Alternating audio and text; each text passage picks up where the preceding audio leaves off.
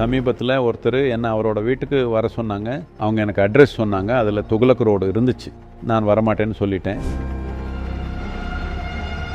அவர் 90 லட்சம் புத்தகங்களை எரிச்சார். 8000 10,000 துறவிகளையும் உயிரோடு எரிச்சாங்க. 70,000 கொர்கி மக்களை கொன்னாங்க. ஆண்களை வெட்டி கொன்னாங்க. பெண்களை கட்டாயப்படுத்தி அப்போவே திருமணம் செய்ய வச்சாங்க. கொலைகாரங்க, கற்பழித்தவங்க, இனப்படுகொலை செய்ய பார்த்தவங்க, அவங்களோட பேரெல்லாம் நம்ம ஊர்களுக்கும் வீதிகளுக்கும் வைக்கக்கூடாது.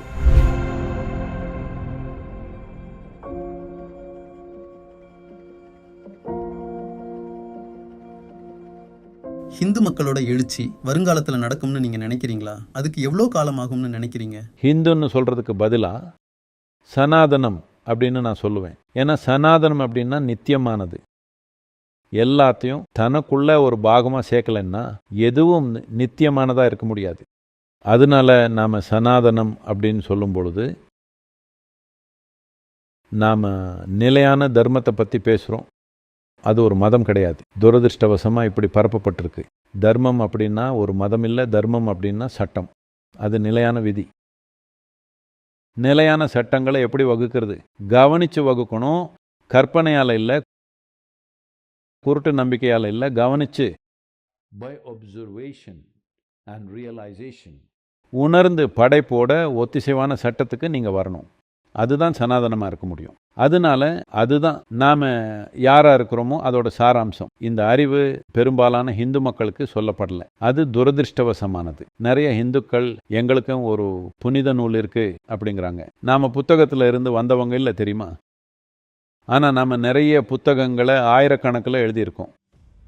இந்த கில்ஜி வந்தப்போ அவரோட முழு பேர் என்ன? பக்தியார் கில்ஜி வந்தப்போ ஒரு பல்கலைக்கழகத்தில், நலந்தா பல்கலைக்கழகத்தில் அவர் 90 லட்சம் புத்தகங்களை எரிச்சதாக கணக்கிடப்படுது. 5000 6000 வருஷத்துக்கு முன்னால் 90 லட்சம் புத்தகங்கள். பூமியில் எங்கேயும் 90 லட்சம் புத்தகங்கள் இருந்ததில்லை. அது 6 மாதத்துக்கு எரிஞ்சுது அப்படி தான் சொல்கிறாங்க.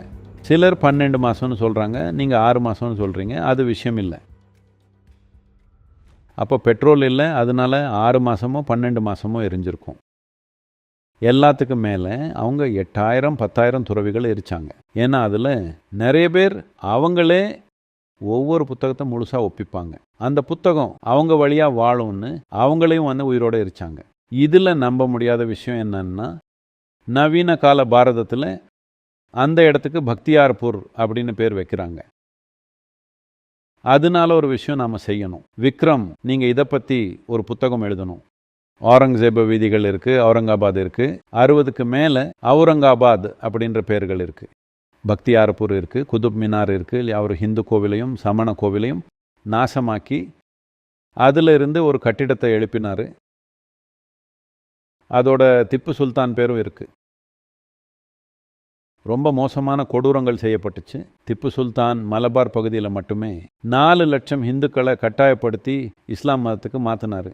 ஆண்களை வெட்டி கொண்டாங்க. இது அவரோட மகனை வரலாற்றில் எழுதி பதிவு செஞ்சுருக்காரு. அப்படின்னா அது உண்மை. அவங்க குறைஞ்சது 10,000 இந்துக்களை கொன்னிருப்பாங்கன்னு பெருமையாக சொல்கிறாங்க. ஆண்களை கொன்னாங்க. பெண்களை கட்டாயப்படுத்தி கணவன் இறந்த அன்னைக்கே மறுமணம் செய்ய வச்சாங்க. அவங்க அதுக்கு ஒத்துக்கலைன்னா இரும்பை காய்ச்சி அவங்க பிறப்புறுப்பில் வச்சாங்க. இப்படி தான் எல்லாம் செஞ்சாங்க. இஸ்லாமிய படையெடுப்பாளர்களுக்கு எதிராக எனக்கு எதுவும் இல்லை. ஏன்னா இதுதான் நம்ம வரலாறு. நாம் அவங்கள உள்ள வர அனுமதித்தோம். இது நடந்துச்சு. அன்போட ஆட்சி செஞ்ச அரசர்களோட பேரை நீங்கள் வைக்க விரும்புனா அது பரவாயில்ல.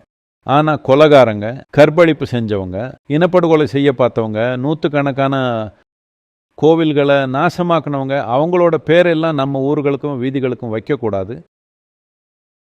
சமீபத்தில் யாரோ என்ன அவங்க வீட்டுக்கு வர சொன்னாங்க. சில விமானிகள் சந்திக்க தான் இருந்துச்சு. அவங்க என்கிட்ட, சத்குரு நீங்கள் வரணும், நீங்கள் லைசன்ஸ் வச்சிருக்கிற பைலட், நீங்கள் வரணும், அவங்க உங்களை ஆர்வமாக வரவேற்பாங்க, சும்மா 10 நிமிஷத்துக்கு வந்துட்டு போங்க அப்படின்னாங்க. நான் சரி அட்ரஸ் சொல்லுங்க வரேன் அப்படின்னு. அவங்க எனக்கு அட்ரஸ் சொன்னாங்க. அதில் துக்ளக் ரோடு இருந்துச்சு. நான் வரமாட்டேன்னு சொல்லிட்டேன். நீங்கள் இதை புரிஞ்சுக்கணும்.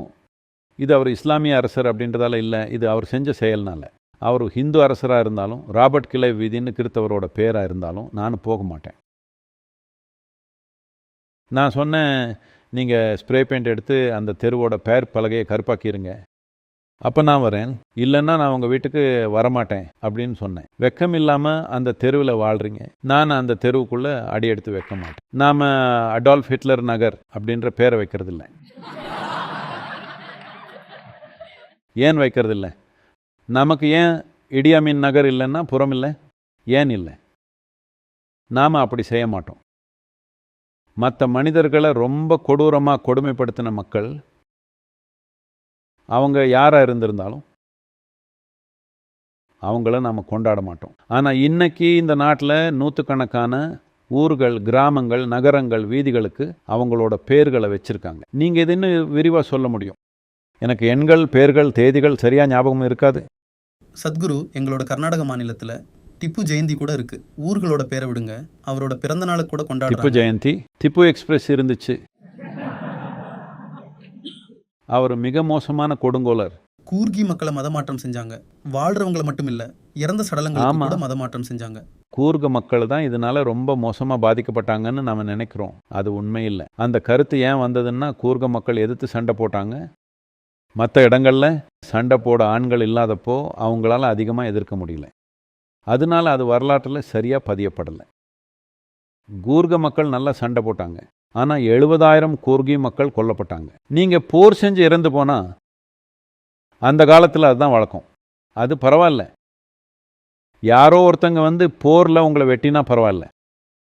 ஆனால் நீங்கள் ஊர் மக்களை வரிசையாக நிற்க வச்சு வெட்டி கொண்டா அது சரியில்லை. பெண்ணை கற்பழிச்சாங்க, ஆணை வெட்டி கொண்டாங்க, பெண்ணை கற்பழிச்சாங்க, ஆணை வெட்டி கொண்டாங்க. இது என்ன மாதிரி கொடுமை? அப்படி செஞ்சவங்களோட பேர், ஊர்கள், வீதிகள், வட்டங்கள் இப்படி நம்ம நாட்டில் எங்கேயும் இருக்கக்கூடாது. ஆனால் துரதிருஷ்டவசமாக அப்படி இருக்குது. வருங்காலத்தில் இந்த நாட்டில் தேர்ந்தெடுக்கப்படுற தலைவர்களுக்கு அதை மாற்றுற அளவுக்கு விவேகம் இருக்கும்னு நம்புகிறேன்.